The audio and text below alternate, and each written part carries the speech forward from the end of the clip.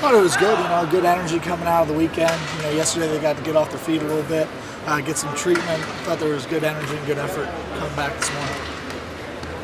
Looking back at the scrimmage, anything really stand out well to you from that scrimmage? When you look at the total picture, there's some good things in there. Obviously, got to watch some of the young guys get after it. Got to see our guys execute full speed and tackle. But like any first scrimmage, there's some things we got to work on. Tackling being one of them. It's the first time we tackled. It's just a starting point for us. There's a lot of work going forward. And that BTN show you guys talked about your young defensive linemen. What have you seen more specifically after you've had over a week to look at these guys now? Well, all four of those guys, one, they're work ethic and they're tough guys. They love to play the game. They compete even though they're young and they're learning and they're not sure what to do. All four of those guys are competitive. Their ends are very athletic, both Avery and Greg. And the inside guys are big, physical inside guys. Vincent Valentine's a big man in there, and he moves his feet good for being such a big guy. And Aaron Curry, to me, has been a really steady improvement throughout the whole first week. So I like all four of those guys. Is there a scenario where they could play as a freshman, or do you like to keep red shirts on linemen if you can? Or? A lot of times linemen need the red shirts just because the physical gains that have to be made in the weight room and the difference of being a high school lineman versus college lineman. But at the same time, we're going to play our best 11 or best 22, and if they factor in some way, whether it's a pass rush situation or because they win a job in the 2 deep, then they'll play.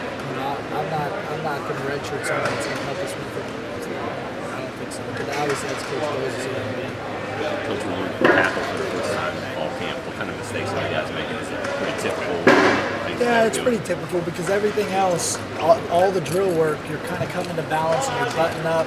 And if you're not using, if you don't have a good base under you and you're using good technique all the way throughout, when you get to a tackling situation where you've got to have a good base under, you got to run through the hip, there is a learning curve. They haven't tackled since spring football, so there's a couple missed tackles in there that obviously we need to get cleaned up.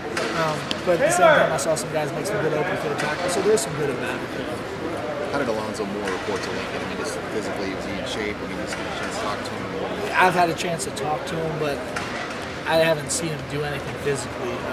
He has to go through the normal pre-fall camp routine with the physicals and the testing and all that stuff. So I haven't seen him around, but he looks good and he seems excited to be here. Did you get in last night or Saturday? I believe we got in Saturday.